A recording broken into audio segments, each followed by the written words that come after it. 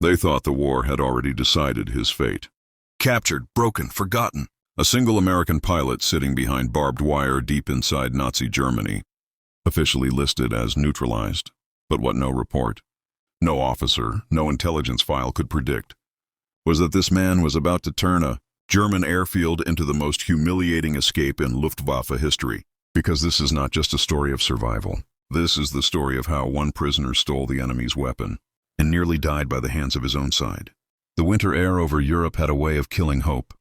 Gray skies, frozen breath, and the constant sound of distant bombers reminded prisoners of war that freedom was something happening far away to other people. For Captain, name commonly told as fictionalized for storytelling, an American fighter pilot shot down months earlier. Every morning began the same way: roll call, silence, and the quiet realization that today would probably be no different from yesterday. Captured after his aircraft was crippled over German territory. He had fought until his ammo was gone, bailed out through smoke and fire, and landed in enemy hands within hours. The Germans were efficient, cold, professional. They treated him not with cruelty, but with certainty. Certainty that he would not escape. Certainty that the war would end before he ever saw home again. But certainty is dangerous when it blinds you. The POW camp sat closer to a Luftwaffe training and maintenance airfield than the Germans realized was safe. From behind fences and guard towers, prisoners could hear engines roar to life every morning. Fighters taking off, fighters landing, machines of death being treated like routine tools, parked, fueled, and sometimes left unguarded longer than they should have been. Most prisoners heard those sounds and felt despair. One man listened and calculated. He noticed patterns, shift changes, weather delays, moments when guards grew bored, complacent, human, and slowly, dangerously. A thought formed, one so insane that even fellow prisoners would have laughed him into silence if he had spoken it out loud. He wasn't going to escape on foot. He wasn't going to tunnel. He wasn't going to wait for liberation. He was going to fly out. At first it felt like madness even to him. He was an American pilot, yes, but German aircraft were different. Controls reversed, labels in another language, emergency systems he had never trained on, and worse, anti-aircraft guns surrounded the airfield. Even if he managed to take off, the odds of surviving the first 60 seconds were almost zero. But captivity does strange things to the human mind. When all safe options are gone, only impossible ones remain. And impossible, he had learned in combat, did not always mean unreal. The opportunity came not with a grand explosion, but with a mistake. A damaged German fighter, recently returned from a rough landing, was parked away from the main hangars. Mechanics worked on it for days, then weeks. It became part of the scenery, an aircraft everyone assumed was useless. Guards walked past it without looking twice. Officers ignored it. And over time, even the idea that it could be flown faded from German memory. But not from his position during forced labor details near the airfield. He studied the aircraft like a predator studies prey. He memorized the shape of the wings, the angle of the cockpit canopy, the position of the landing gear. He watched German pilots climb in and out of similar fighters, learning by observation what captivity denied him in manuals. He didn't need perfection. He needed one flight. The plan formed silently. No maps, no notes, no accomplices. If this failed, it had to fail alone, because failure meant interrogation, punishment, or worse. But success? Success meant something almost no POW ever achieved. Escape not by running, but by defying the enemy in the sky. The night before the attempt, he didn't sleep. Not from fear, but from clarity. For the first time since being shot down, his future was not a blank wall. It was a narrow corridor filled with gunfire, engines, and impossible odds. But it existed, and that was enough. Morning came with low clouds and poor visibility, conditions that grounded most training flights. The airfield was quieter than usual, fewer guards, less attention. Exactly the kind of day no one expects betrayal from a prisoner they already consider defeated. During a routine work detail, he moved closer, step by step, heart steady, face neutral, every muscle trained to look like just another broken man obeying orders. Until suddenly, he wasn't supposed to be where he was. No alarm sounded, no shout followed, just the soft, terrifying realization that the next few seconds would decide whether history would remember him or erase him completely. He reached the aircraft, and for the first time since capture, the war was back in his hands. The cockpit smelled of oil, cold metal, and something unfamiliar, because it was never meant for him. German labels surrounded him. Sharp black letters he could barely read. Gauges arranged in patterns trained into enemy muscle memory, not his own. For a split second, doubt tried to surface. Not fear of death, he had faced that plenty of times, but fear of humiliation. Fear that he would die on the ground, exposed, caught like a thief who never even made it out the door. He crushed that thought immediately. Hesitation was more dangerous than any guard. He slid into the seat, pulled the canopy down just enough to hide his face, and forced his breathing to slow. His hands moved deliberately, not quickly. Panic made noise. Calm survived. He remembered watching German pilots from a distance, how their movements were almost lazy, practiced, never rushed. He copied that rhythm, knowing that if anyone glanced his way, speed would betray him faster than a uniform ever could. The engine controls were wrong. Not unfamiliar, wrong. Throttle placement slightly different, switches reversed, emergency procedures unknown. But engines were engines and airplanes, no matter the flag painted on them, still obeyed physics, fuel, air, spark, rotation. He tried once. Nothing. A quiet click that sounded louder than a gunshot in his ears. For one terrifying moment, he was sure this was where it ended. Not in the air, not under fire, but stuck inside. An enemy cockpit, while guards slowly realized a POW had vanished from the work detail. He adjusted. Tried again. The engine coughed. That single sound froze time. Across the airfield, a mechanic turned his head. Somewhere near a hangar, a conversation paused. Engines were not supposed to cough today. Training flights were canceled. Weather was poor. The airfield was meant to be quiet. The American pilot didn't wait for the engine to warm properly. He couldn't afford patience. He pushed again. The fighter roared to life. Sound changes everything. The moment that engine came alive, the airfield shifted from routine to confusion. Heads turned. Boots stopped. Someone shouted in German, sharp and questioning. Another voice answered, louder now, carrying urgency.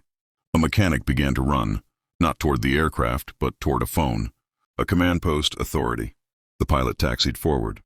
Slowly, painfully slowly, because nothing attracts attention faster than urgency where none is expected. A fast-moving aircraft would scream danger.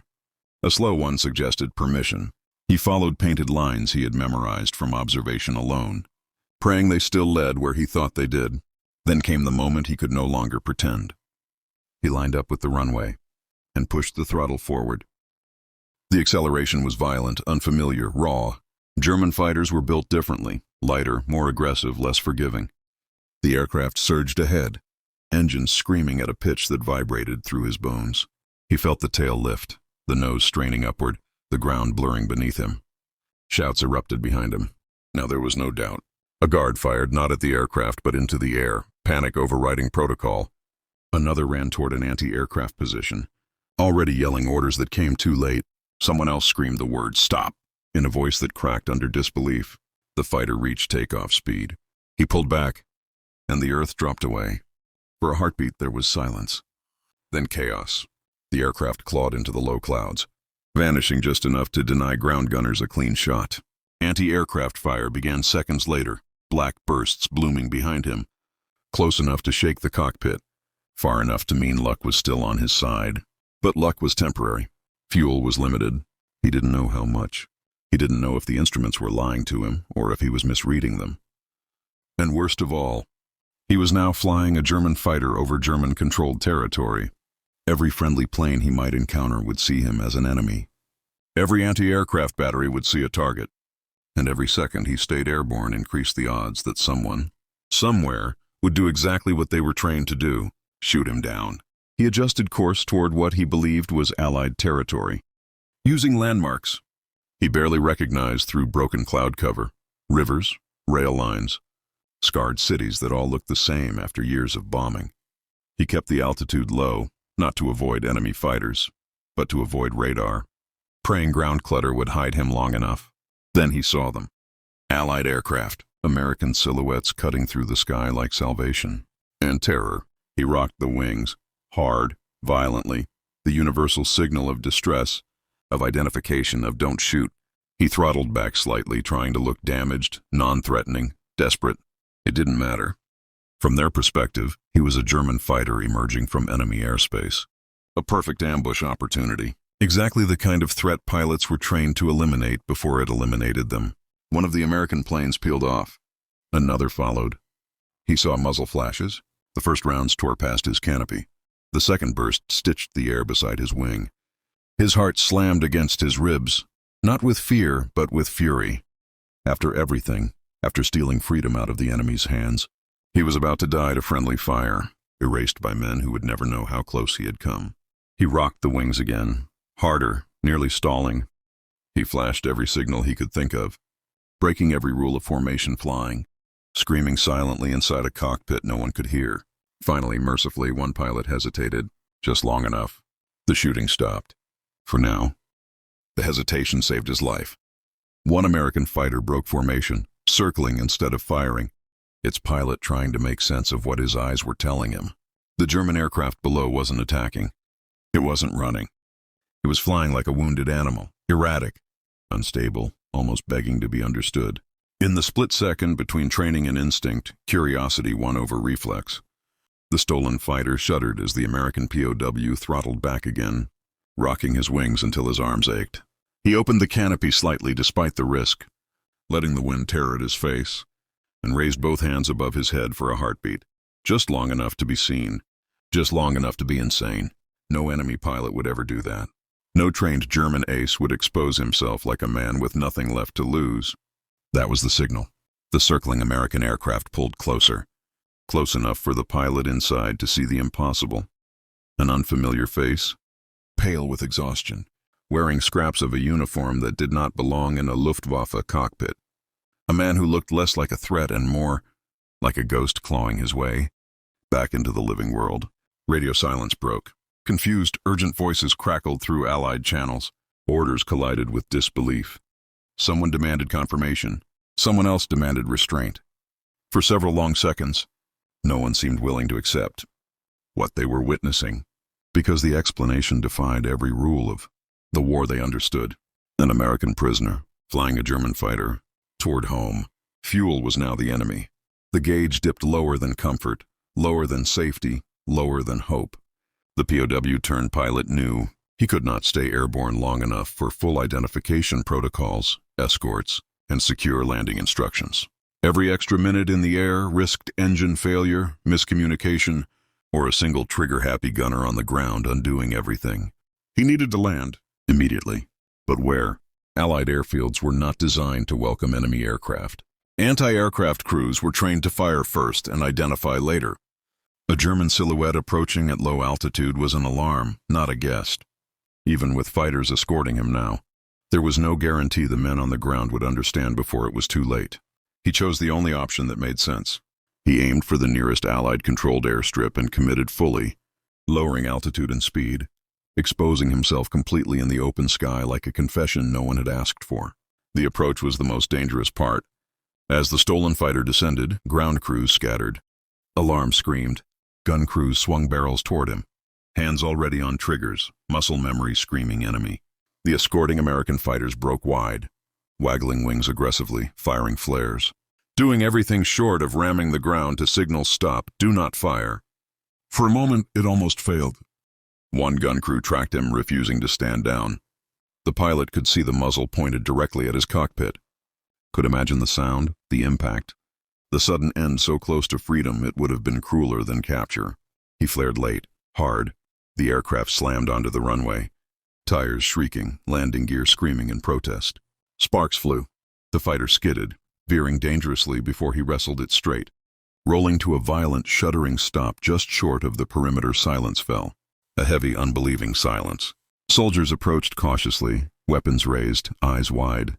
They surrounded the aircraft as if it might explode, or transform back into something dangerous if they blinked. The pilot pushed the canopy open slowly, deliberately, raising his hands again, palms empty, movements careful.